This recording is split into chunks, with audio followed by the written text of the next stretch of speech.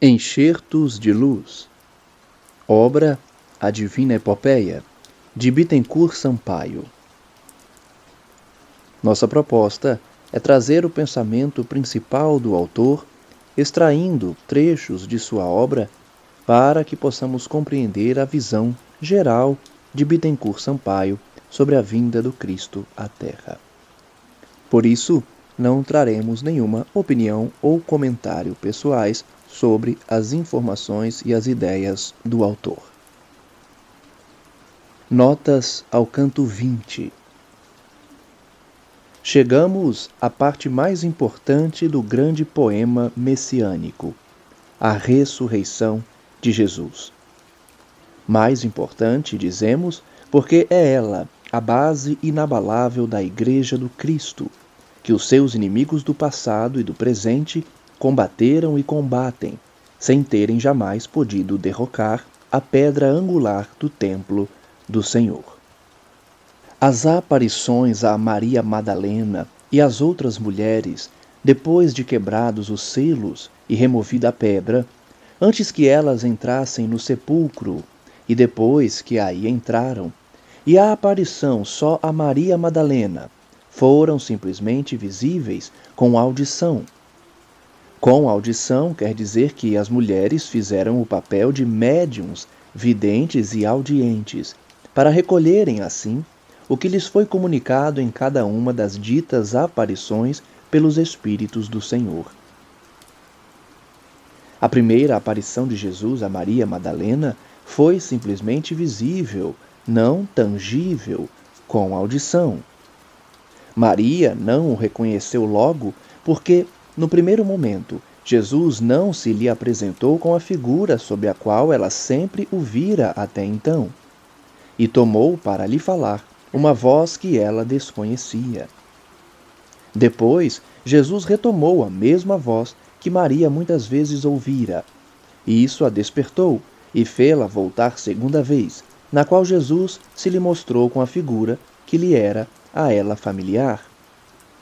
Proibiu-lhe que o tocasse, porque sendo impalpável aquela figura, ela só acharia o vácuo. São fenômenos estes que se têm reproduzido em todos os tempos, segundo as leis da natureza, e que não devem surpreender-nos. Os que se acham iniciados na ciência espírita sabem que os espíritos, mesmo os inferiores, podem produzi-los, tornando-se visíveis às pessoas que possuem as faculdades mediúnicas, de vidência e audiência.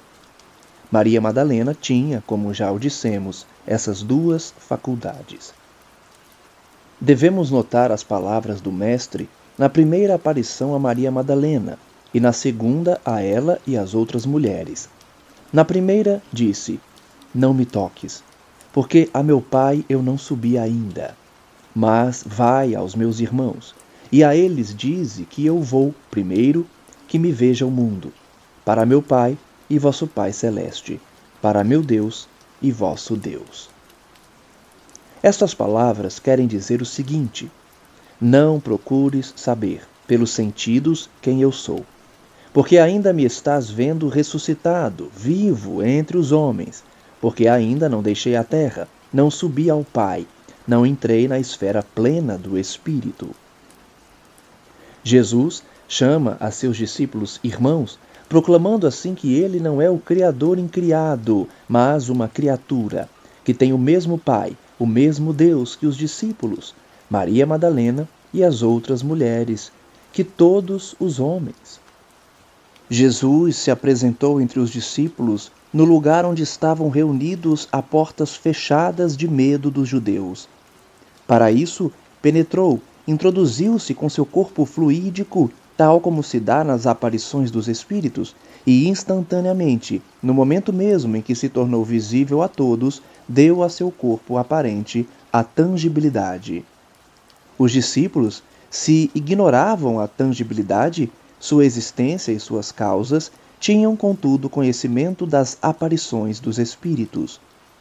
Assim, apresentando-se-lhes Jesus subitamente no meio deles, fechadas as portas, os discípulos, perturbados e espantados, perguntavam mentalmente a si mesmos se era o próprio Jesus ressuscitado ou a aparição de um espírito, com exclusão de toda a ressurreição. O pensamento de que era uma aparição de espírito dominava neles todos os outros pensamentos. Por estas palavras, como o Pai me enviou, assim a todos também eu vos envio. Jesus exprime o seguinte: Deus me encarregou de uma missão, eu a cumpri. Dou-vos uma outra, ide cumpri-la. Tendo dito estas palavras, assoprou sobre eles, dizendo: Recebei o Espírito Santo.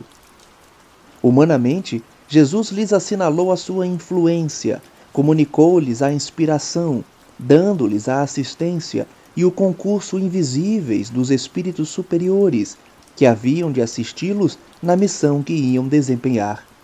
É assim que receberam o Espírito Santo.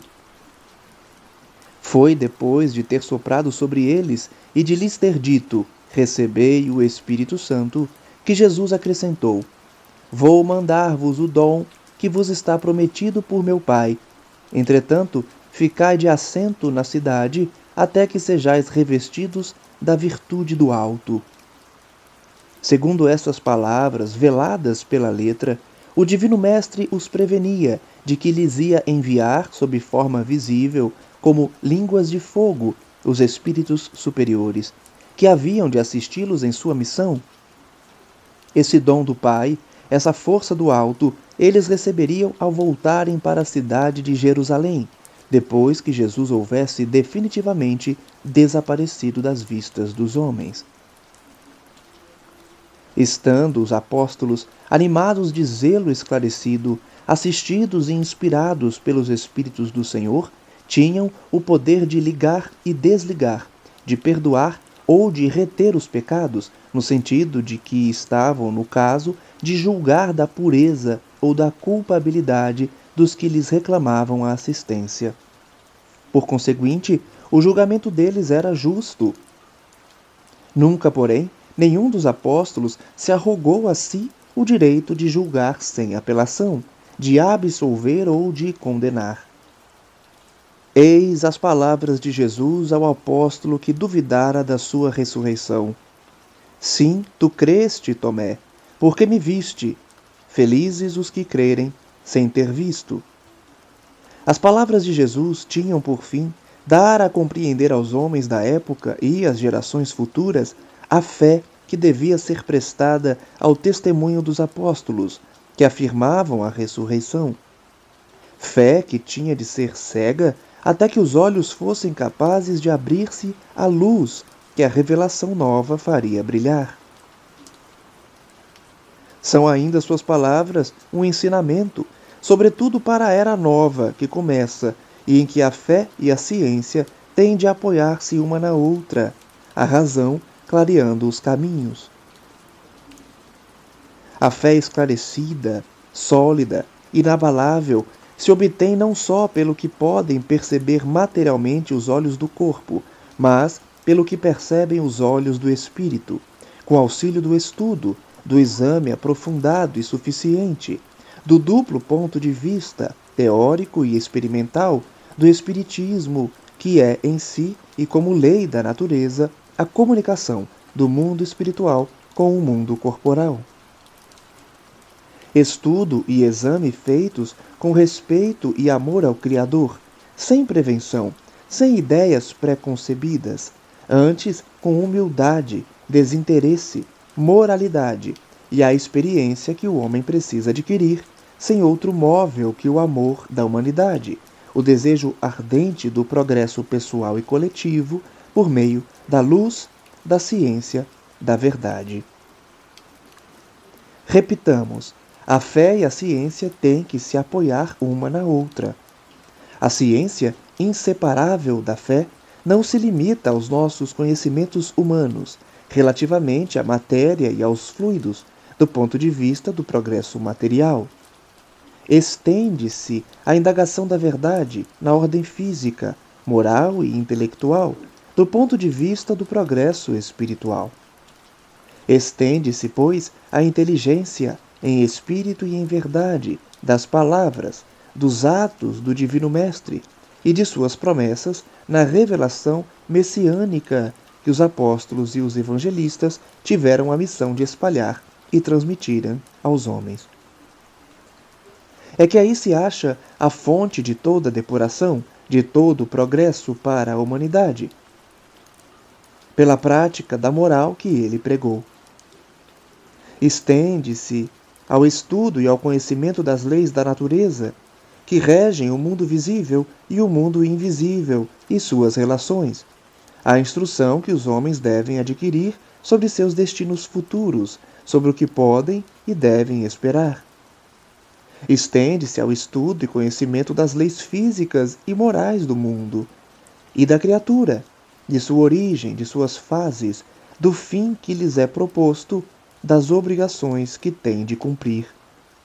Estende-se ao estudo e ao conhecimento da ciência magnética e da ciência espírita, que tem de conduzir e fazer avançar os homens pelas vias do progresso e da verdade, esclarecidos como o serão, segundo predisse e prometeu o Divino Mestre nos tempos da Era Nova que começa, pela luz que lhes trará o Espírito da Verdade, guiando-os pelos mensageiros do Senhor, encarnados em missão, para desenvolverem as crenças, ativarem o progresso ou trazerem novas descobertas de ordem espiritual, material e fluídica. Assim, o que escreveu João tem, por fim, firmar a fé dos homens na missão de Jesus, como Cristo, o Filho de Deus, a fim de que nele, crendo, tenhamos a vida em seu nome, isto é, cheguemos ao estado de perfeição do Espírito, progredindo no caminho da moral que ele ensinou.